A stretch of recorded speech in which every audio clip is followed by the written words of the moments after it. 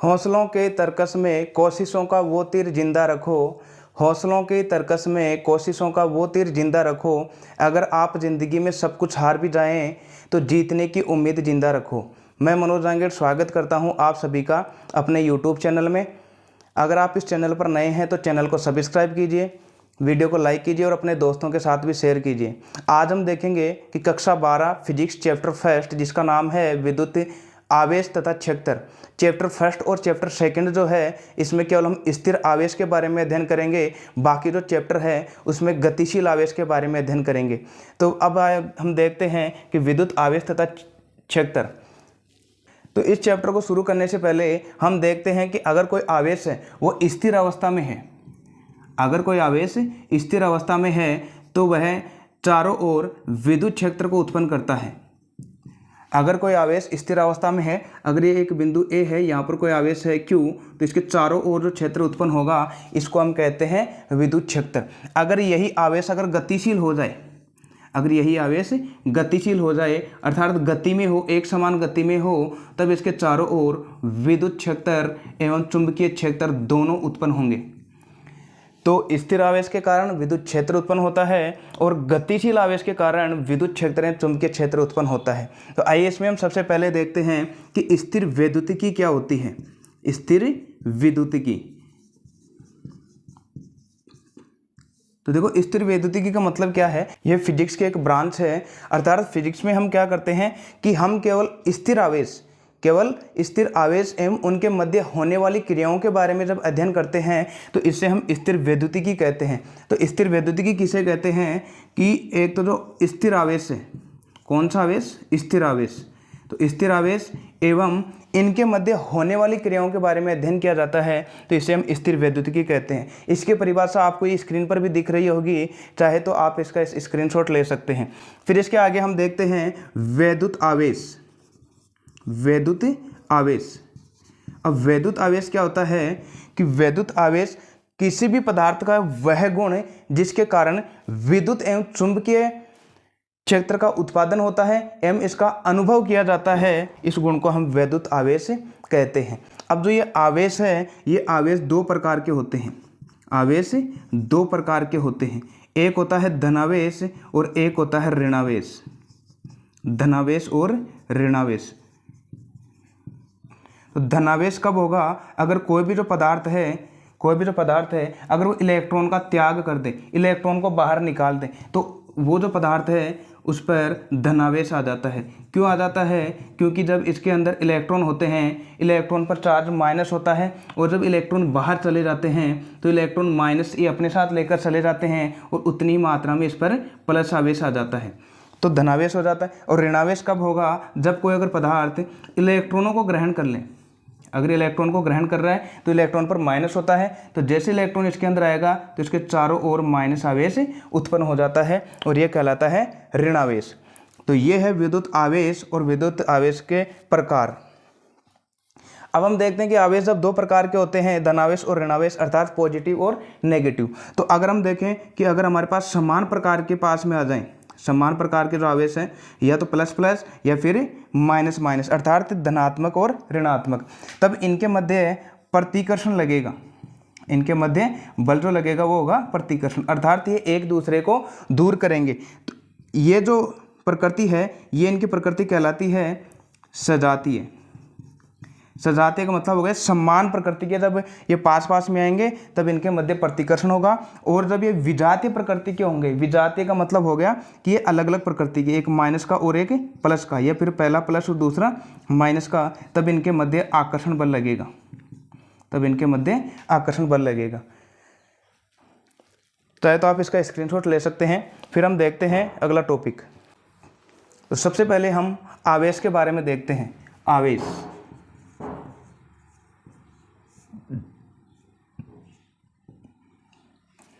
आवेश को हम क्यू के द्वारा लिखते हैं, अर्थात इसका जो प्रतीक है आवेश का वो होता है कैपिटल क्यू। विद्युत धारा की परिभाषा से हम देखते हैं कि विद्युत धारा किसे कहते हैं, आवेश के प्रवाह की दर। विद्युत धारा को हम I से लिखते हैं और आवेश के प्रवाह की दर, आवेश को Q से और बटा दर का मतलब होता है बटा T। तो I बराबर Q बटा T, ये कक्षा 10 में हमने पढ़ लिया था। तो यहाँ से Q का मान निकालेंगे तो Q बराबर आ गया I इंटू टी, Q बराबर आ गया I इंटू टी।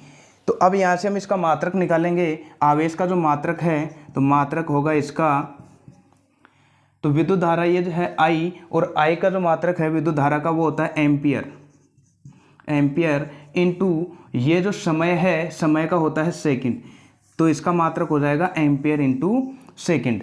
तो विद्युत आवेश का मात्रक क्या हो गया, एम्पियर इंटू सेकंड। अच्छा, एम्पियर इंटू सेकंड को ही हम कूलाम कहते हैं, एम्पियर इंटू सेकंड को हम क्या कहते हैं, कूलाम, और कूलाम को हम लिखते हैं C से। तो आवेश का मात्रक एम्पियर इंटू सेकंड भी होता है और एम्पियर इंटू सेकंड को ही हम कूलाम कहते हैं, तो इसका मात्रक कूलाम भी होता है। अगर हम आवेश के सबसे बड़े मात्रक की बात करें, सबसे बड़ा मात्रक, तो सबसे बड़ा मात्रक होता है इसका फेराडे। आवेश का सबसे बड़ा मात्रक होता है फेराडे, ये तो होता है सबसे बड़ा मात्रक। अगर हम SI मात्रक की बात करें, SI मात्रक, तो SI मात्रक इसका होता है कूलाम, कूलाम। और CGS में होता है इसका, CGS में मात्रक वो होता है स्टेट कूलाम, स्टेट कूलाम। तो अब देखो, सबसे बड़ा मात्रक होता है इसका फेराडे, SI मात्रक में इसका होता है कूलाम और CGS में इसका मात्रक होता है स्टेट कूलाम। तो एक फेराडे के अंदर अगर हम कूलाम की बात करें तो एक फेराडे में कूलामों की संख्या होती है 96,500 कूलाम। अर्थात इस बात का मतलब है कि अगर हमारे पास 96,500 कूलाम हो जाएंगे तब वो एक फेराडे के बराबर होगा, एक फेराडे के बराबर होगा। फिर है, अगर हम कूलाम में स्टेट कूलाम की संख्या निकालें तो एक कूलाम के अंदर 3 गुणा 10 की पावर 9 स्टेट कूलाम होते हैं, स्टेट कूलाम होते हैं।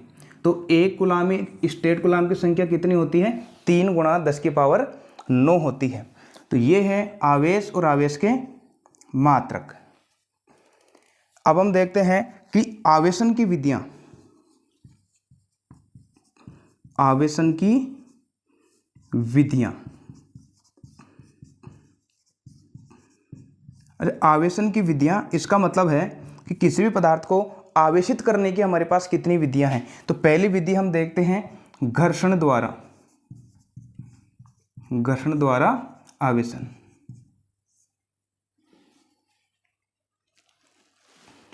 तो घर्षण द्वारा आवेशन की प्रक्रिया सबसे पहले देखते हैं कि घर्षण के द्वारा कैसे होते हैं। अगर हम कोई दो वस्तुएं ले लें और दो वस्तुओं के मध्य अगर हम परस्पर घर्षण करवा दें, दो वस्तुओं के मध्य घर्षण करवा दें, तो ये जो दोनों वस्तुएं हैं इनके ऊपर आवेश आ जाएंगे, अर्थात ये जो दोनों आवेशित हो जाएंगे। तो इस प्रक्रिया को हम कहते हैं घर्षण द्वारा आवेशन।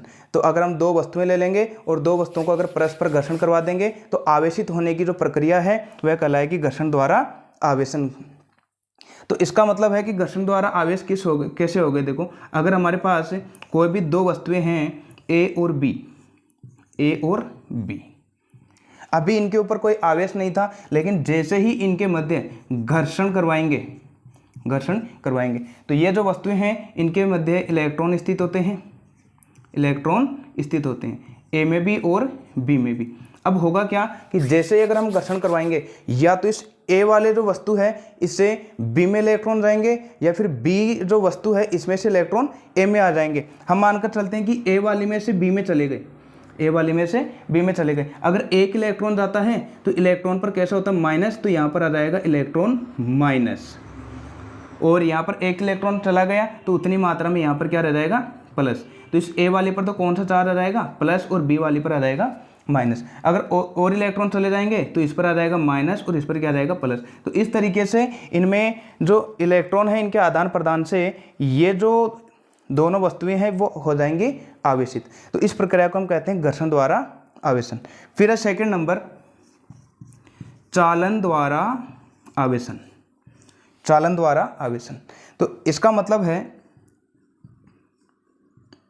कि अगर हमारे पास कोई दो वस्तुएं हैं जिसमें से एक आवेशित है, पहली वाली आवेशित है और दूसरी अनावेशित है, तो इस अनावेशित वस्तु के पास अगर हम आवेशित वस्तु को लेकर चले जाएंगे तो ये जो दूसरी वाली अनावेशित वस्तु है वो भी आवेशित हो जाएगी और उस पर उसी प्रकृति का आवेश आ जाएगा। अर्थात इसका मतलब है कि अगर हमारे पास कोई दो वस्तुएं हैं ए और बी, अगर पहले वाले पर अगर हम बात करें, इस पर प्लस है, ये आवेशित थी और ये है अनावेशित, अर्थात इस पर कोई आवेश नहीं है। अगर जैसे हम ए वाले को इस बी के संपर्क में लेकर जाएंगे तो ये बी पर भी प्लस आवेश आ जाएगा, तो दोनों पर समान प्रकार का आवेश आ जाएगा और इस घटना को हम कहते हैं चालन द्वारा आवेशन। अच्छा, इस पर समान कैसे है, देखो जैसे ही अगर ये ए वाली को हम बी के संपर्क में लेकर जाते हैं तो बी से इलेक्ट्रॉन इसमें आते रहेंगे और जैसे ही इसमें इलेक्ट्रॉन आएंगे तो इस पर भी कैसा आवेश आ जाएगा, प्लस, क्योंकि इलेक्ट्रॉन पर माइनस होता है तो माइनस तो इस पर आ जाएगा और पीछे इन पर कौन सा आवेश रह जाएगा, प्लस, तो दोनों पर कैसा आ गया, प्लस आवेश आ गया। तो इस प्रक्रिया को हम कहते हैं चालन। नंबर 3 है प्रेरण द्वारा आवेशन। प्रेरण द्वारा आवेशन। अब प्रेरण द्वारा आवेशन की प्रक्रिया को हम समझते हैं। अगर हमारे पास कोई एक अनावेशित वस्तु है और दूसरी वस्तु आवेशित है, अगर हम उसको स्पर्श कराए बिना, दोनों को स्पर्श नहीं कराएंगे, जैसे ये एक पहली वाली वस्तु है और ये है सेकंड वाली, अब ये आवेशित है और ये अनावेशित है, अगर हम इसके पास में लेकर जाएंगे, स्पर्श नहीं कराएंगे, तो इस दूसरी वाली जो वस्तु थी अनावेशित वस्तु, ये तो इस पर विपरीत प्रकृति का आवेश आ जाएगा। इस घटना को हम कहते हैं प्रेरण द्वारा आवेशन। ध्यान रखना, चालन में तो समान प्रकार का आवेश आ रहा है लेकिन प्रेरण में विपरीत प्रकृति का आएगा। तो इसको हम आइए समझते हैं। अगर हमारे पास ये एक कोई वस्तु है और ये अनावेशित है, अनावेशित का मतलब हो गया इस पर कोई आवेश नहीं है। अगर इसके पास में कोई हम छड़ लेकर आते हैं, अगर इसके पास हम क्या लेकर आ गए, छड़, और ये है माइनस, ये जो छड़ है वो माइनस की है। अब जैसे इसके पास में लेकर आए और यहाँ पर हमने इसको स्पर्श नहीं कराया तो इस पर क्या होगा कि माइनस जो है और ये जो गोला है या जो वस्तु है इस पर से प्लस आवेश इसकी तरफ आ जाएगा, क्योंकि विपरीत प्रकृति में आकर्षण होता है। तो जितनी मात्रा में ये प्लस इधर आएंगे उतनी मात्रा में ये माइनस इधर आ जाएगा। लेकिन इसमें अब एक प्रॉब्लम होगी, क्योंकि जैसे ही अगर हम इस छड़ को दूर लेकर जाएंगे तो ये प्लस इधर वापस आ जाएंगे और माइनस इधर आ जाएगा, फिर से ये उदासीन हो जाएगा। लेकिन इसको तो हमको आवेशित करना है, तो इसके लिए हम क्या करते हैं, इसको हम भू संपर्कित कर देते हैं।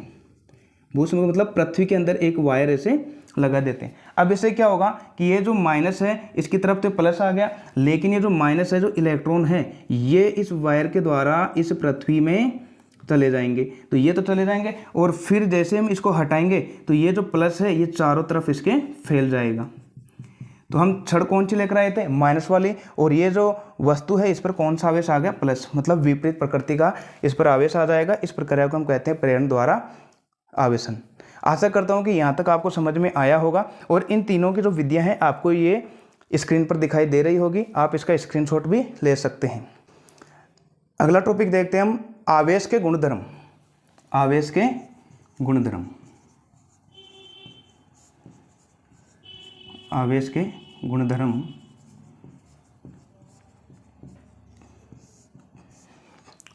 आवेश के जो गुणधर्म हैं ये आपको वैसे स्क्रीन पर दिखाई दे रहे होगी, आप चाहे तो इसका पहले स्क्रीनशॉट ले सकते हैं।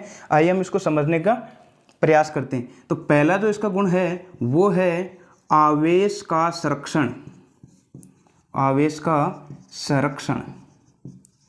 अब संरक्षण का मतलब क्या हो गया, संरक्षण का मतलब हो गया नियत होना। नियत का मतलब हो गया आवेश का नियत होना,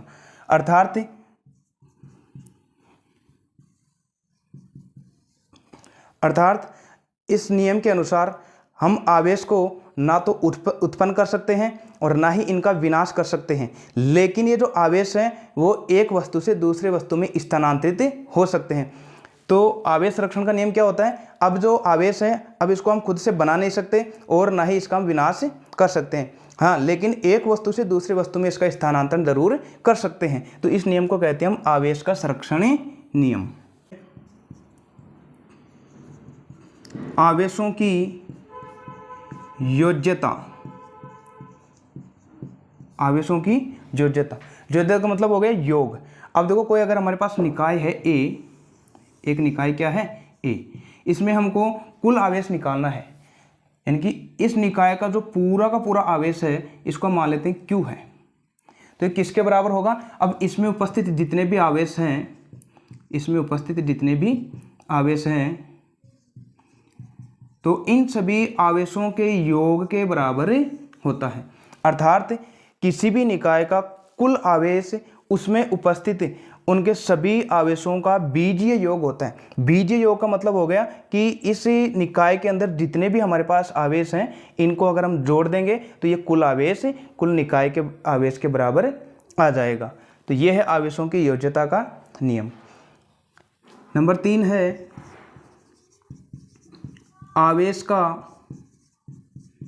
क्वांटमीकरण।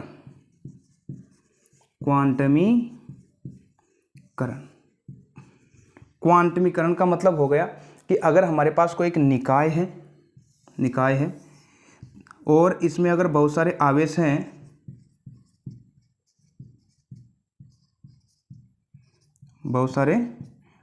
हैं तो ये जो कुल आवेश है तो इसका मान होगा इलेक्ट्रॉन का पूर्ण गुणज।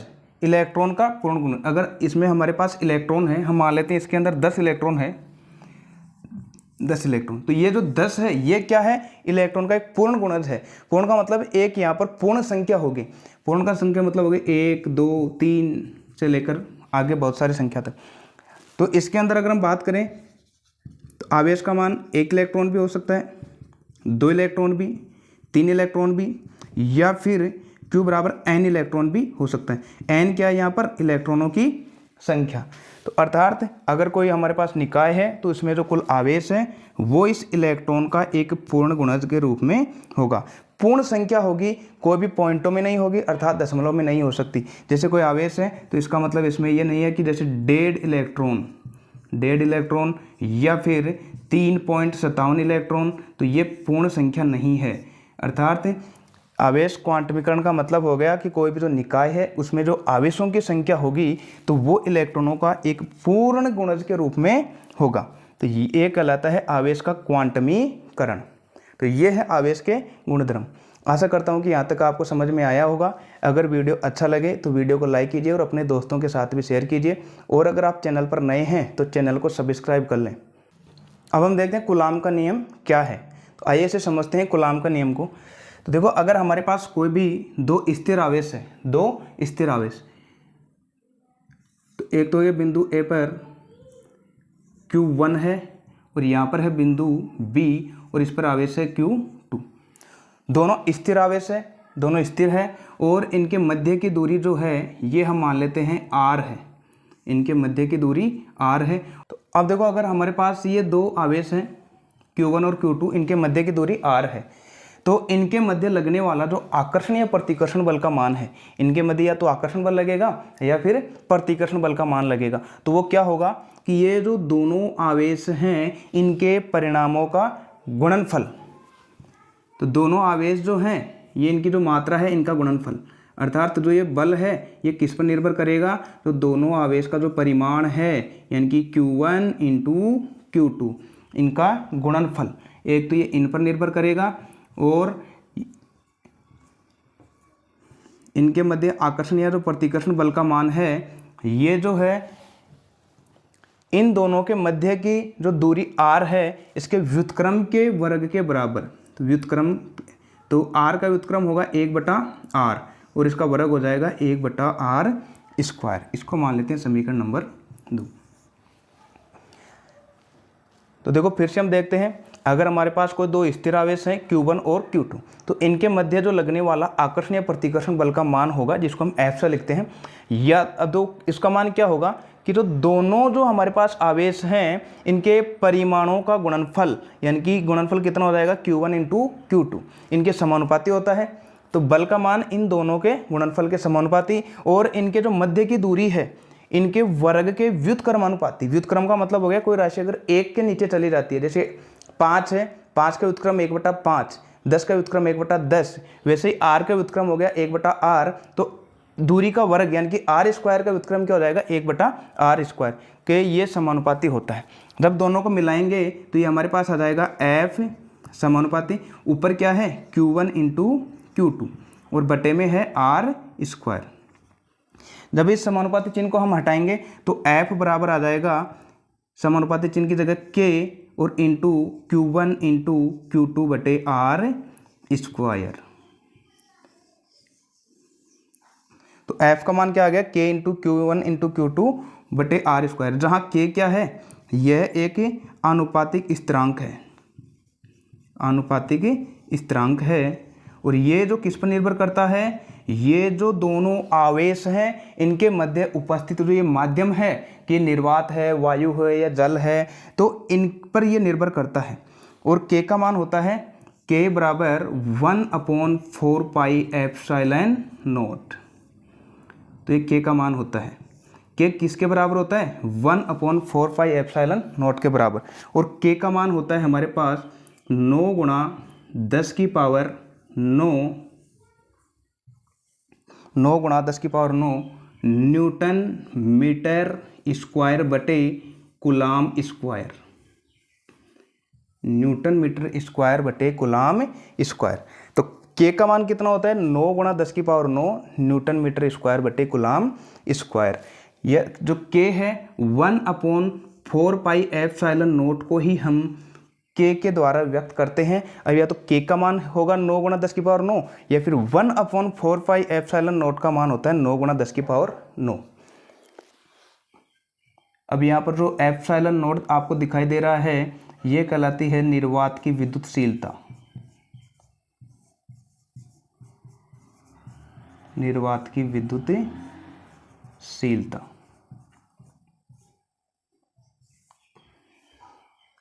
तो ये है कूलाम का नियम।